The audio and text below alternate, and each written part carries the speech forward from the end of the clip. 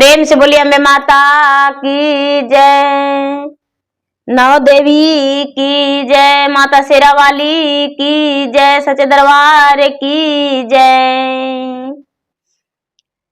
तो गुरु भाई बहना, मैं एक नवरात्रि व्रत की कथा सुनाने जा रही हूँ। इस कथा को पूरा सुनिए और रहस्य जानिए।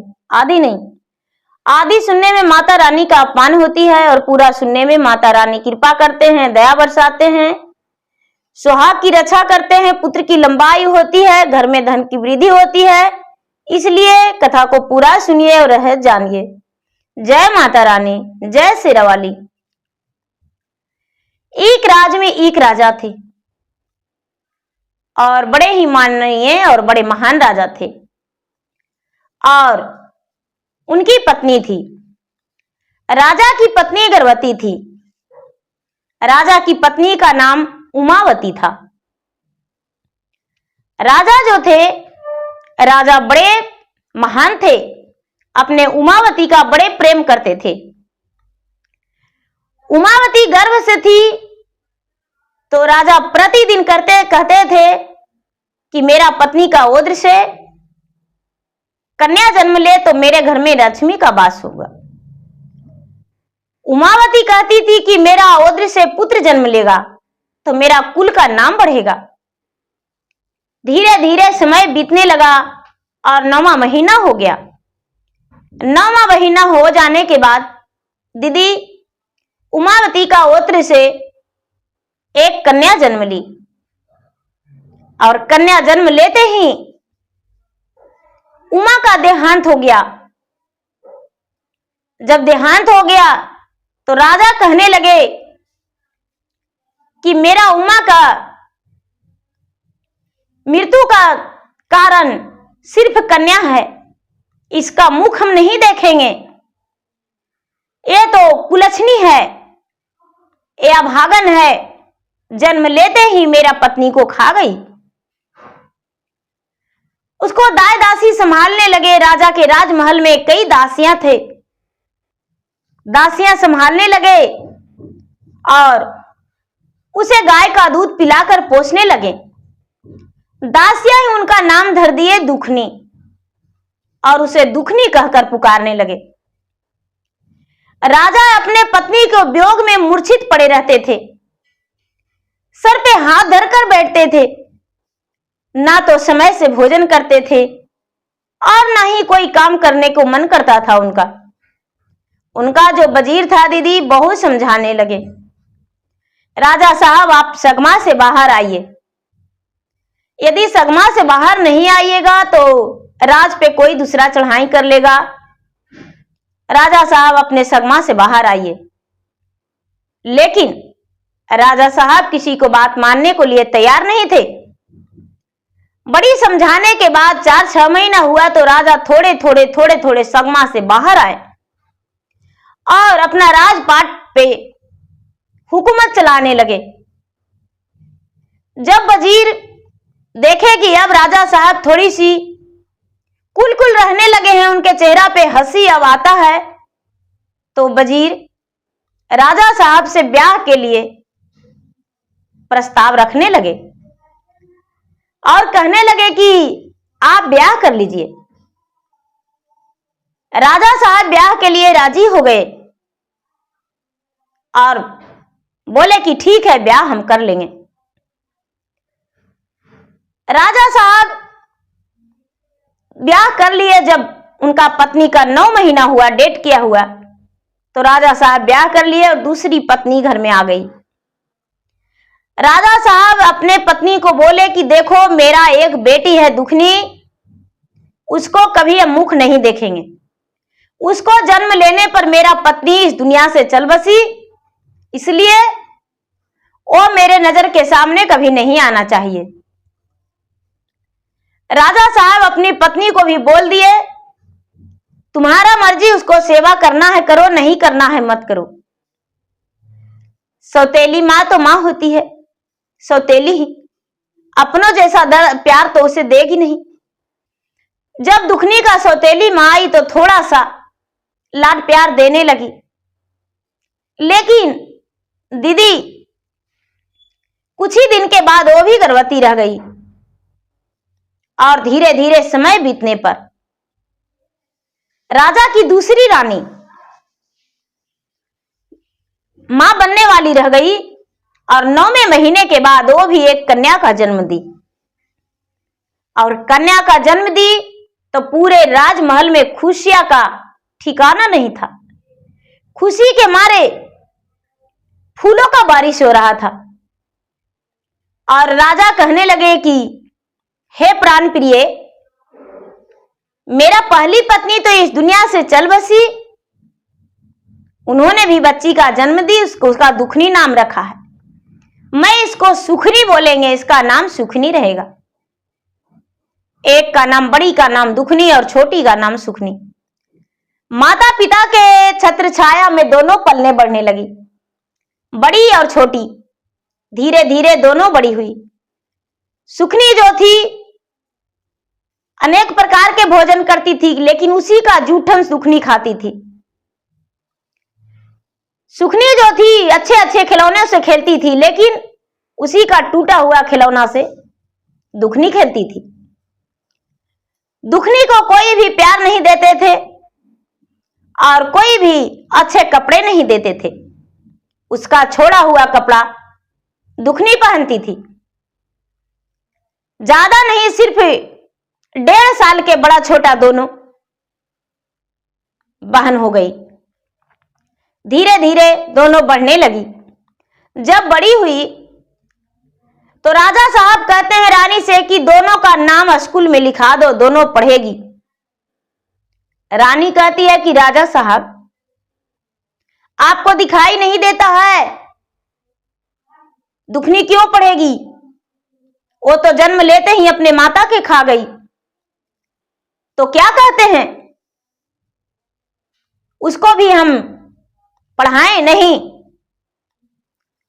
हम उसे पढ़ाए नहीं पढ़ाएंगे। बोले ठीक है। सुखनी पढ़ने के लिए जाने लगी और दुखनी जो थी घर के काम में हाथ बटाने लगी। लेकिन दुखनी में क्या था कि कोई भी पूजा पाठ करने जाते थे तो उसके साथ साथ मंदिर चल जाती थी। राजा के एक नौकरानी थी, वो मंदिर जाती थी, दुर्गा माँ के पूजा पाठ करती थी।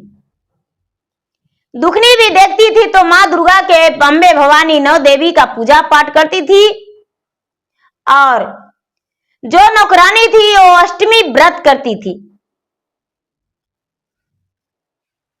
नवरात्र के अष्टमी व्रत करती थी, उपवास रहती थी और 9वीं के दिन कन्या का भोजन कराती थी और हवन कराती थी। बेचारी दुखनी उसी दासी के मां मान के उसके पीछे लग के और ये भी अष्टमी व्रत करने लगी, नवरात्र पूजन करने लगी, व्रत रखने लगी और 9वीं का हवन जाप साथ साथ उसी के करने लगी। धीरे धीरे समय बीतने पर दीदी दोनों बहना सियान हो गई। राजा को लोग चलने नहीं देने लगे। राजा साहब, अपने बिटिया का ब्याह नहीं कीजिएगा, अपने बिटिया का ब्याह कर दीजिए, दुखनी बड़ी हो गई है। राजा एक दिन अपने पत्नी से कहते हैं कि अरे प्राण प्रिय, अब तो लोग मुझे चलने नहीं देते हैं, दुखनी का ब्याह के लिए सारा लोग परेशान कर रखे हैं, क्या करूं? ऐसा बात सुनकर सुखनी के माता बोली कि तो दुखनी के ब्याह होगा और सुखनी का नहीं, सुखनी का भी ब्याह एक ही दिन हो और दुखनी का ब्याह एक ही दिन हो, लेकिन दुखनी का एक भिखारी से कर दीजिए और सुखनी का ब्याह एक राजघराने में कर दीजिए। सुखनी जो थी दुखनी को पल भर देखना पसंद नहीं करती थी। नौकरानी के समान सभी लोग मानते थे तो सुखनी भी उसे नौकरानी की बराबरी दर्जा दिया करती थी। राजा कभी दुखनी का मुख नहीं देखे थे। बेचारी पल्लू लगा के पिता के सामने पार हो जाती थी। दीदी नाई और ब्राह्मण को राजा भेज दिए कि जाइए दुखनी के लिए और सुखनी के लिए रिश्ता ढूंढ लाइए। दुखनी के लिए एक लूल्हा, लंगड़ा, गूंगा, बहरा, निर्धन, भिखारी जैसा भी हो वैसा वर ढूंढ लाइए और सुखनी के लिए एक अच्छे राजघराने में राजकुमार वर ढूंढकर हमें बता दीजिएगा। जो नाई और ब्राह्मण थे दोनों घर से चले गए रिश्ता ढूंढने के लिए और एक नगर में दोनों चले गए। ढूंढते ढूंढते ढूंढते एक बुढ़िया थी, सड़क के किनारे उसका घर था बुढ़िया के, और बुढ़िया जो थी उसका एक ही बेटा था। पता चला कि उसका एक बेटा है, बुढ़िया भी ब्याह करने को लिए सोच रही है। नाई और ब्राह्मण उसी के घर गए और कहते हैं कि माता जी आपका बेटा ब्याह लायक है, राजघराने से रिश्ता आया है। बेचारी बुढ़िया हाँ कर दी और बोली कि बेटा तो मेरा है लेकिन निकम्मा नकारा है, कोई काम नहीं करता है, मैं ही भीख मांग कर लाता हूं और अपने बेटा के भी भोजन कराता हूं। जो भी इसका पत्नी बनेगी कर्महीन और कर्मजली रहेगी, उसका तो कर्म में पता नहीं क्या रहेगा। हम जब तक रहेंगे तब तक उसे खिलाएंगे बेटा, लेकिन मेरे मर जाने के बाद क्या करेगी वो। नाई और ब्राह्मण बोले राजा की सौतेली बेटी है और आप यदि हाँ कहते हैं तो ठीक है, नहीं तो दूसरे घर देखेंगे, लड़की बड़ा सुंदर है, पूजा पाठ करने में बड़ा मन लगता है उसको। ये बात सुनकर बुढ़िया बोली ठीक है बेटा, अपना बेटा का ब्याह करेंगे। नाई और ब्राह्मण रिश्ता पक्का कर चले गए और उसी नगर में उसी गांव में सुखनी का भी ब्याह के लिए राजा के राजघराने में जाकर वर ढूंढे और वर देखे और उसका भी ब्याह तय कर दिए। दीदी दोनों का ब्याह, सुखनी और दुखनी का ब्याह एक ही गांव में एक राजमहल में राजा के बेटा से और एक भिखारिन बुढ़िया के बेटा से शादी तय हो गया। दीदी पिता एक हैं, माता दो है, राजमहल एक है, खून दोनों का एक है, कुल खानदान एक है। दीदी पुत्री एक ही का है, लेकिन एक के लिए पिता क्या किए और एक के लिए क्या किए, कोई बात नहीं। दुखनी को पता चला कि मेरा जो ब्याह है एक गरीब घराने में हो रहा है। माता रानी के सामने जाकर माथा टेकी कि हे माता, मेरी माता जिस दिन चली गई उसी दिन मेरा माता का सर से हाथ उठ गया, लेकिन आपके सहारे मैं जी रही हूं। सारा दुनिया छोड़ देगा माता, लेकिन आप मत छोड़ना माता, आप ही मेरे माँ हो और आप ही मेरे संसार में सब कुछ हो। माँ कोई भी दुख पड़ेगा तो मैं आपके मंदिर में आकर रोऊंगी माँ और आपका दुख सुनाऊंगी, मेरे दुख के हरण करना माँ। इतना कह के बेचारी दुखनी और घर आ गई। बारात आया तो दुखनी का बारात में सिर्फ 5 व्यक्ति थे और सुखनी का तो कई गाड़ी, बैलगाड़ी, हाथी, घोड़ा, बहुत तरह तरह के लोग आए बारात में। दोनों का ब्याह एक ही मंडप में हुआ। पहले सुखनी का ब्याह हुआ, उसके बाद दुखनी का उसी मंडप में हो गया। एक ही पिता दोनों का कन्यादान किए, एक ही माता दोनों का कन्यादान किए, लेकिन दुखनी को एक फटी हुई साड़ी से पहनाकर और दान कर दिए, लेकिन सुखनी के लिए 16 सिंगार 32 आभरण लहरा पटोर पहनाकर और दान किए। विदाई करने के बेर लौ लसगन देकर सब कुछ विदा किए सुखनी को, लेकिन दुखनी को खाली तन विदा कर दिए, एक जोड़ी वस्त्र भी नहीं दिए माता पिता। बेचारी दुखनी माता रानी को याद करके और घर से विदा हो गई। घर से विदा हो गई दीदी, जब अपना ससुराल गई है तो चाहे दुख से चाहे सुख से मैका में रह रही थी, तो राज घराने की बेटी थी, लेकिन अपना टूटी हुई झोपड़ी देखकर मूर्छित और उदास हो गई। घर के अंदर गई और उसी झोपड़ी को बढ़िया से लीपने पोतने लगी, सजाने संवारने लगी। शाम हुआ तो सास से कहती है कि माँ जी क्या खाना बनावे। बेचारी बुढ़िया बोली बेटी थोड़ी सी चावल है, भोजन बना दो और बाकी कल के दिन देखा जाएगा।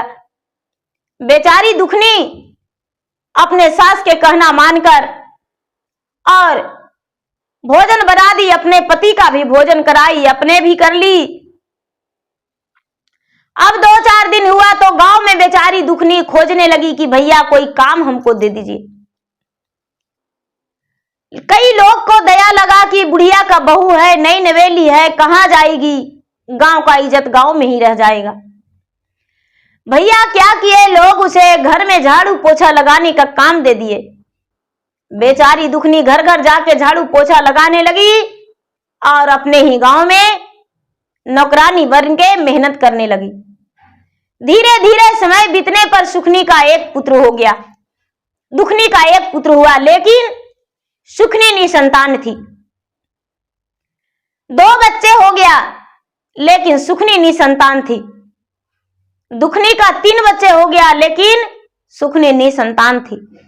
सिर्फ धन का राजरानी बन के रह रही थी, लेकिन दुखनी दुख करके भी अपने बच्चे का जन्म दे रही थी और बच्चे का प्रतिपाल कर रही थी।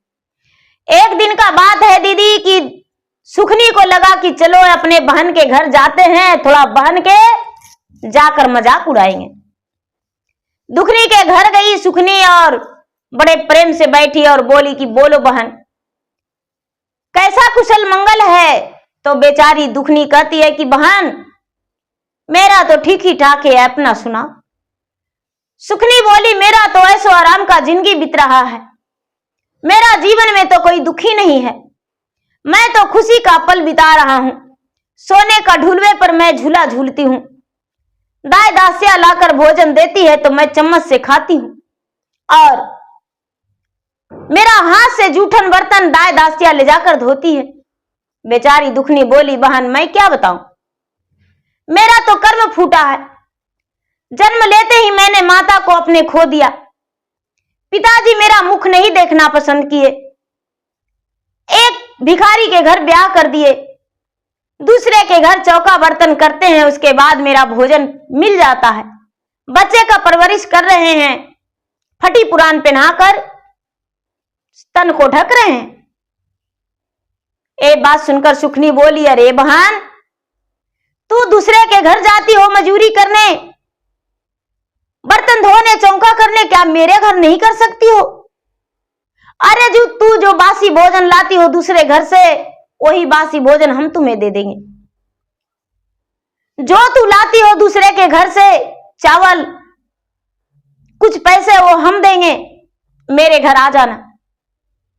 बेचारी दुखनी बोली कि ठीक है बहन तुम्हारे घर। सुखनी के कहने पर वो मान गई और सुखनी के घर दुखनी जाने लगी चौका बर्तन करने, झाड़ू पोछा लगाने। कुछ दिन बिता दीदी तो आश्विन मास सर्दी नवरात्र का दिन आ गया। नवरात्र का दिन आ गया तो कहती है दुखनी अपने बहन से कि बहन मैं क्या करूं, मैं तो सारा दिन दुख से या जैसे भी माता दुर्गा का पूजन करते आई हूं। माता दुर्गा के व्रत रखती हूं, 9 दिन मैं व्रत में रहती हूं और मैं व्रत में रह के अपने माता रानी का पूजा करके अष्टमी के दिन पूरे दिन उपवास रहते हैं बहन।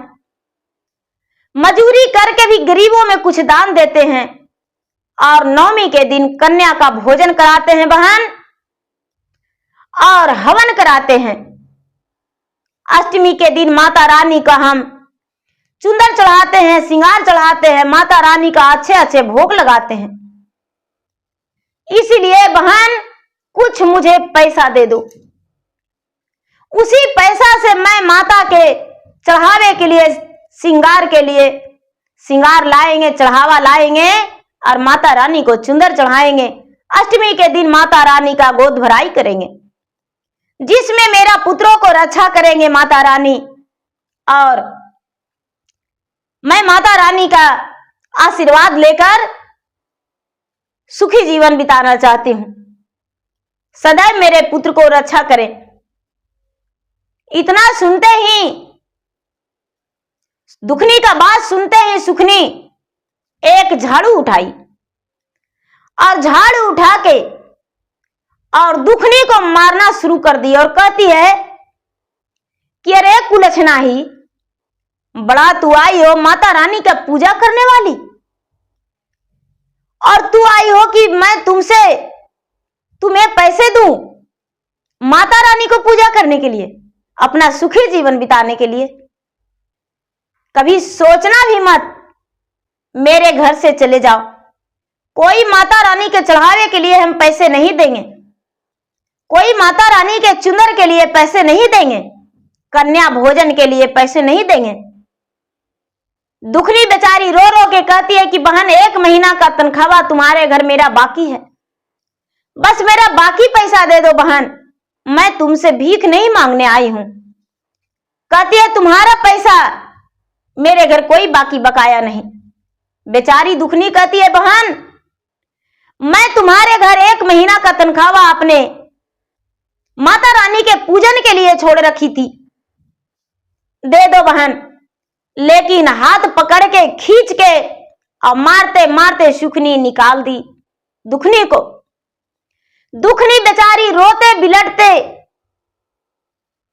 घर गई और सीधा माता रानी के मंदिर जाके माथा टेक कर और चिल्ला चिल्ला के रोने लगी। दीदी दुखनी का पुकार माता रानी आंसू, इसका चिल्लाना, इसका दुख दर्द सह नहीं सके और इसे मन ही मन लगा कि इस मंदिर में रोने से क्या फायदा, यदि कुछ मेहनत करेंगे तो हम कुछ माता रानी को पूजा पाठ के लिए सामग्री ले आएंगे। और इतना सोचकर वहां से चल दी दीदी। घर आई और घर आकर अपने बच्चों से बोली बेटा जो भी भोजन है वो कर लेना, हम जा रहे हैं जंगल लकड़ी लाने। और बेचारी एक हाथ में रस्सी ली और एक हाथ में कुल्हाड़ी, घर से बाहर हो गई दीदी। बच्चे बोले मां जल्दी आ जाना, क्योंकि शाम का भोजन भी बनाना होगा। बच्चा से बेचारी अपने बहन वाली बात नहीं बताई दीदी, और बेचारी दुखनी जंगल की ओर चल दी। आंखों में आंसू लेकर आंसू पोंछते निकल गई। माता रानी का कृपा की माता रानी उसको मति घुमा दिए और दुखनी जंगल में जाने लगी। जाते जाते जाते जाते जंगल में बहुत दूर चली गई तो दुखनी देखती है कि एक गाय थी। गाय बेचारी प्रसव पीड़ा से व्याकुल थी, उसे प्रसव पीड़ा हो रहा था, बच्चे का जन्म देने में असमर्थ थी और पूरे प्रसव पीड़ा से व्याकुल थी, तड़प रही थी, पांव हाथ फेंक रही थी, लेकिन उसका बच्चा जन्म लेने में बड़ा मुश्किल हो रहा था। गाय पांव की आहट सुनकर आवाज देती है कि भाई कौन जा रहे हो? दुखनी बोली गौ माता मैं हूं। अरे थोड़ा सा बेटी मेरा मदद कर दो, मेरे पास आओ बेटी, थोड़ा सा मदद करो, भगवान तुम्हारा रक्षा करेगा। ये बात सुनकर दुखनी दौड़ी गई। गौ माता बोलिए अरे मेरा तो प्रसव पीड़ा हो रहा है, मैं अपने बच्चे को जन्म देने में असमर्थ हूं और मुझे उठने का भी बन नहीं रहा, मेरा बच्चा जन्म लेने में बड़ा मुश्किल हो रहा है, मेरा पेट पे हाथ सहला दो, शायद तुम्हारे हाथ लगने से मेरा बच्चा जन्म देने में मदद मिल जाए। दुखनी जो थी अपने ताकत लगाकर और उसका पेट को पूरा कस के सोटने लगी। गौ माता को बच्चा देने में आसानी हो गया, बच्चा जो था जन्म ले लिया, बछड़ा, सुंदर बछड़ा जन्म ले लिया। और जब बछड़ा जन्म लिया तो गौ माता तुरंत पांव मोड़कर बैठ गई।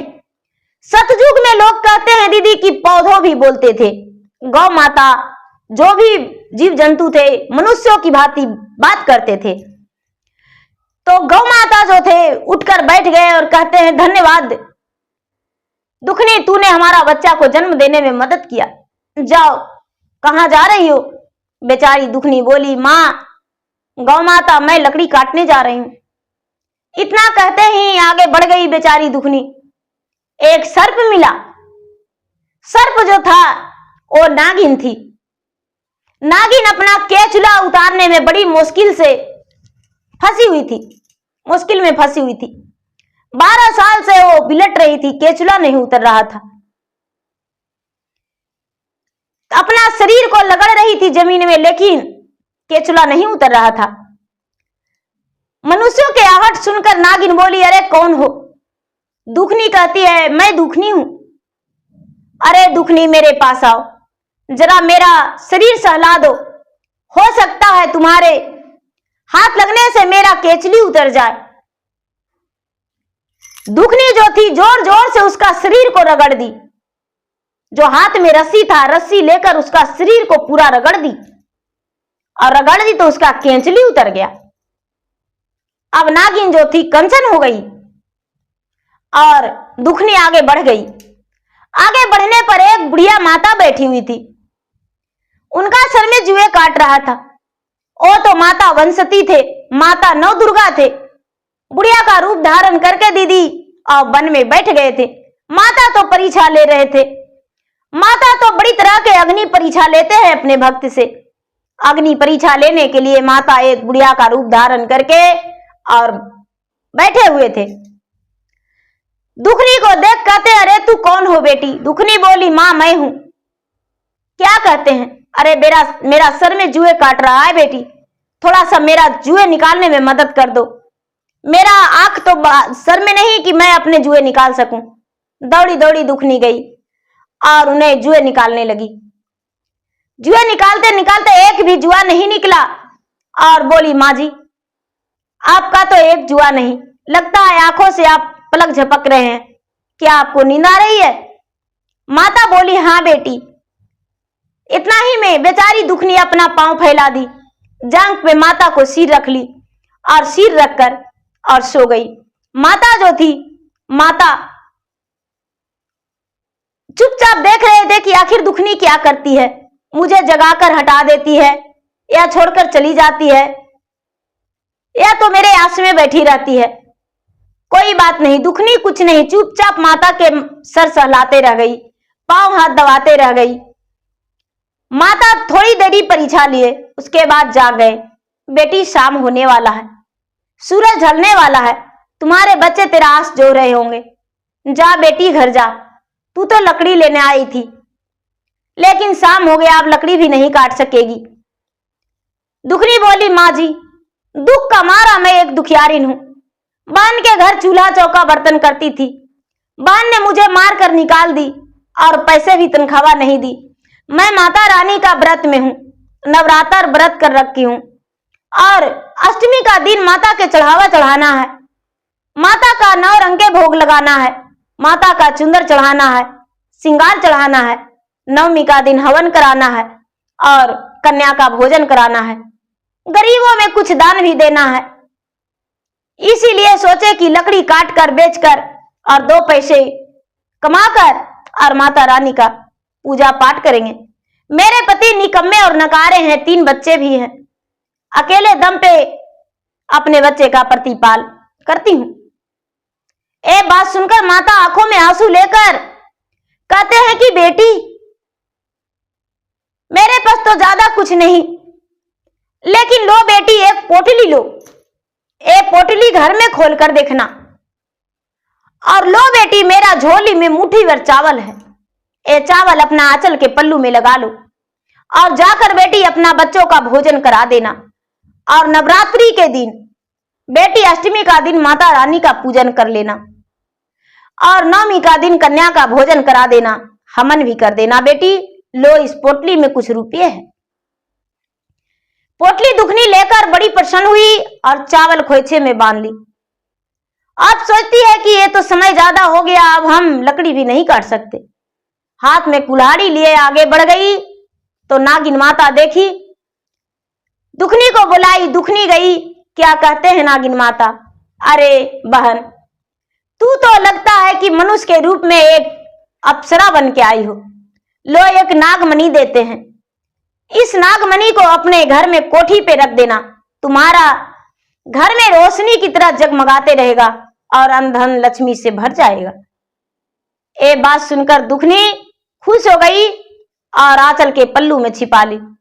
आगे बढ़ी तो गौ माता कहते हैं, बेटी प्रसव पीड़ा में तूने मदद किया तो अब हम कहां जाए, मुझे लेकर चलो अपने घर।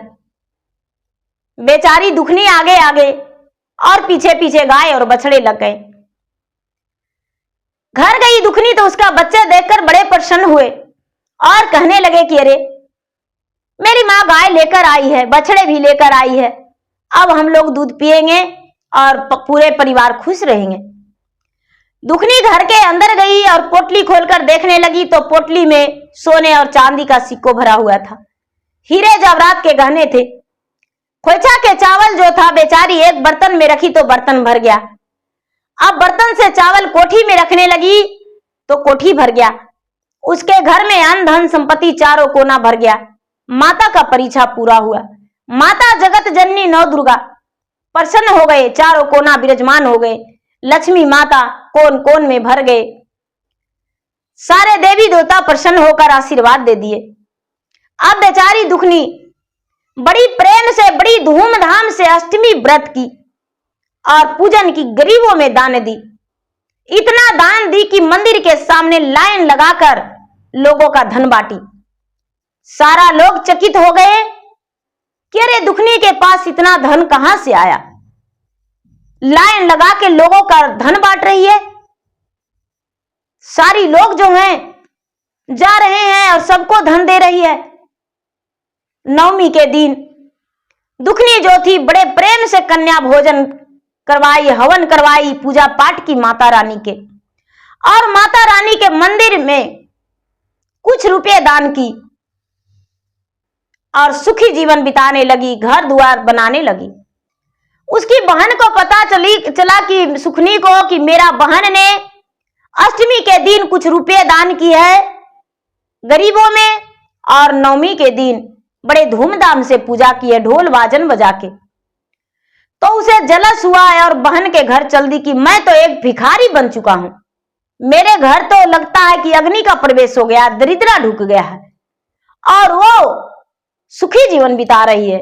जरा चलते हैं वो घर। अब इसका सास तो थोड़ी सी मान सम्मान नहीं देने लगे सुखनी का, कहने लगे कि अरे तुम्हारा ब्याह का 10 वर्ष हो गया है लेकिन आज तक तू एक बच्चे का जन्म नहीं दिया हो, तुम बांझन हो। सभी लोग, उसके पति भी, जेठानी भी और सास भी सब उंगलियां उठाने लगे। अब इसका तो जीना मुश्किल हो रहा था। सुखनी जो थी, सुखनी दुखनी के घर गई तो बड़े प्रेम से दुखनी उसको बैठने के लिए कुर्सी दी। बैठो बहन बैठो, मेरे घर में बड़े प्रेम से बैठो। उसको खाने के लिए बढ़िया बढ़िया मेवा मिष्टान लाके दी, मेवा मिष्टान दी और बोली बोलो बहन कैसी हो। अरे क्या कहूं बहन, मेरा तो लगता है जीने का मन नहीं करता है, मेरा सास मुझे बहुत दुख दे रही है, मेरे पति बांझन करते हैं और घर में तो रहने का मन नहीं करता है, लगता है कि शनि का प्रवेश हो गया है। लेकिन तू तो गरीब थी, तुम इतना धन कहां से लाई बहन। बेचारी दुखनी सारी बात अपना बता दी। कहती है बहन हम भी जाएंगे।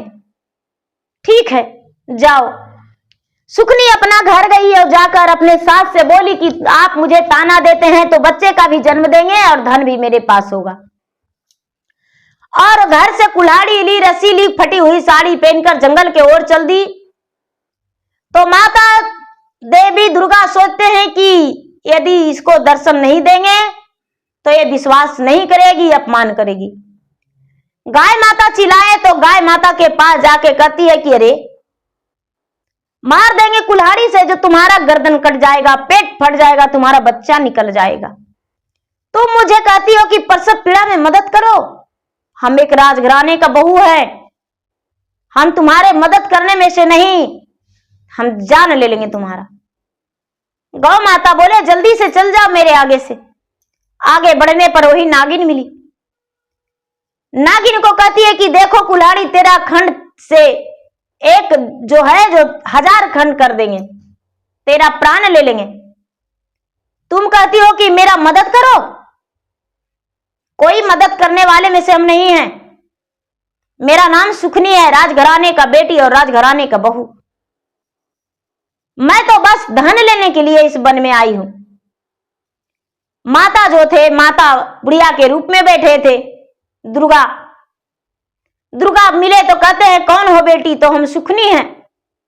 अरे बेटी मेरा जुए निकाल दो। सुखनी कहती है ए बुढ़िया, अरे जो तुम्हारे पास धन है जल्दी से दो, जो दुखनी के दी। हम तुम्हारे जुए निकालने के लिए नहीं आई हूं, मैं तुमसे धन लेने आई हूं। जो पोटली में रुपया रखी हो मुझे भी दो। दुखनी के देकर धनवान बना दी और मुझे कंगाल, और नहीं तो यही कुल्हाड़ी से मार कर तेरा गर्दन सर धज अलग कर देंगे। मुस्कुराते हुए माता रानी बोले कि ठीक है बेटी, लो पोटली। पोटली लेकर घर जाओ, घर जाकर खोलना। माता रानी पोटली दे दिए।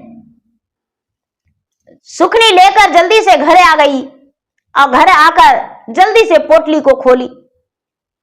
जब पोटली को खोली तो पोटली में से सिर्फ पिल्लू पथारी कीड़े मकोड़े निकले। पूरा घर में भर गया। पूरा घर में पिल्लू पथारी, कीड़े मकोड़े, सांप बिच्छू सब चलने लगे। सुखनी गुस्सा के मारे सुबह जागी और दुखनी के पास गई और कहती है कि अरे हत्यारिन, तूने मुझे धोखा दी। हम राजा साहब के पास इस बात को बता देंगे और तुम्हें कारागार में डलवा देंगे। दुखनी कहती है कि देखो बहन, तूने जो किया वो मैं नहीं, और जो मैं किया वो तू नहीं। मैंने गौ माता को सेवा किया तो गौ माता मेरे साथ आई। मैंने नागरानी को सेवा किया तो नागरानी ने मनी दिया। मैंने माता को बाल संभाला, जुए निकाला, सर दबाया तो माता ने मुझे धन दिया। लेकिन तुम तो कहती हो कि मैंने कुल्हाड़ी से मारने को लिए धमकी दिया, तो इसीलिए माता रानी ने तुम्हें कोई धन नहीं दिए। तू अब अपने आप को गलती नहीं देती हो बहन, तू माता रानी को गलती देती हो। माता रानी के शरण में लग जाओ और माता रानी से विनती करो, तब तू पुत्रवान हो जाएगी, धनवान हो जाएगी। कहती है सुखनी की बहन, जो मेरे घर धन था वो धन में तो अग्नि लग गया है। मेरे घर तो कुछ नहीं, अब सास भी मुझे भोजन देना बंद करती है। दुखनी बोली देखो बहन, नवरात्रि का दिन आने दो। जब नवरात्रि का दिन आएगा तो माता रानी के मंदिर चलना है और माता रानी के पूजा पाठ करना। धीरे धीरे समय बीतने पर दीदी नवरात्रि का दिन आ गया और नवरात्रि का दिन में पूरे 9 दिन लगातार सुखनी दुखनी के साथ उसी के घर रह के और 9 दिन लगातार माता रानी का पूजा की। अष्टमी व्रत रखी, नवमी का कन्या भोजन कराई और हवन करवाई। माता रानी से बोली हे माता रानी, इसका गलतियों को क्षमा कर दीजिए। माता जो आप हैं वो जगत जननी है, आप तो सबको रक्षा करते हैं माता, इसे भी रक्षा कर दीजिए, इसे भी पुत्रवान बना दीजिए। आपके भक्ति पूजा करेगी माता, इसका दुख को दूर करके और खुशी इसके चरण में और शरण में दे दीजिए माता। इसको गोद में बालक दे दीजिए, हर दुख को अपने शरण में रख लीजिए। माता रानी दुखनी का पुकार सुन के और सुखनी को भी गोद भर दिए। सुखनी को भी एक संतान हुआ। सुखनी के संतान होने के बाद माता पिता आए तो माता पिता से दुखनी के बारे में सारी बातें सुखनी बताई। तो सुखनी कहती है कि अरे माँ, क्या तू मेरे घर आई हो? पिताजी मेरे घर आए हैं, क्या आप दुखनी दीदी के घर नहीं जाएंगे? कहते हैं पिताजी की नहीं, उसका मुख तो हम नहीं देखना पसंद करते हैं, उसके घर कैसे जाएं? सुखनी बोली कि पिताजी जब आप दुखनी के घर नहीं जाइएगा तो मेरे घर भी मत आइएगा। दोनों तो बेटी ही आपका है, सुख और दुख तो भगवान देते हैं। उसका मां मर गई तो उसमें उसका क्या दोष था? कोई दोष नहीं। जब मेरा संतान नहीं था तो मेरे लिए बहन ने एड़ी चोटी लगा दी और माता रानी से मन्नतें की। माता रानी ने मेरा गोद भराई कर दिए, मेरा गोद में संतान दिए, उसी का कृपा है। कि आज आपको मौका मिला है मेरे घर आने का। पिताजी, आप उसके घर चलिए। सुखनी जो थी, माता और पिता को दोनों को दुखनी के घर लेकर आए। दुखनी अपने माता पिता को देखकर बेचारी पल्लू से मुंह को ढक ली और पल्लू से मुंह ढक के और चुपचाप दरवाजे पर खड़ी हो गई। उसके पिता पल्लू से ढका हुआ मुंह को उघाड़ कर और बेटी के सामने हाथ जोड़कर कहते हैं, बेटी, राजा होकर अपने बेटी को सामने हाथ जोड़कर कहते हैं, बेटी, मुझसे गलती हो गया। मुझे समझ में नहीं था कि मैं क्या करूं। बस दुख के कारण मैंने तुम्हें लालछन लगा दिया बेटी। अब मुझसे ऐसा गलती नहीं होगा। जीवन भर तुम्हारे साथ आएंगे, तुम्हारे घर आएंगे और तू चलना। बेचारी दुखनी भी अपना मैके जाने लगी और उसके पिता आने जाने लगे। तो कहते हैं दीदी कि सब पतल के सब परिवार बातों विपतल के कोई नहीं हो राम। अरे सपतल के भाई रे भतीजवा तो विपतल के कोई नहीं हो राम। ये सच है दीदी, ये झूठ नहीं है। जब मेरे पास सब कुछ है तो मेरा सारा परिवार मेरे पास आएंगे, और मैं निर्धन और गरीब हूं दीदी, तो मेरे पास देखकर लोग मुंह फेर लेंगे और कहेंगे, अरे अरे चिन्ह रहे हैं, वो रीता है, रीतवा है, ऐसे कहेंगे। लेकिन दीदी, जब मेरे पास सब कुछ है तो सब कोई बोलेंगे कि नहीं नहीं, वो रीता जी हैं। तो प्रेम से बोलिए, हमें माता की जय, जगत जननी माता की जय, सच्चे दरबार की जय।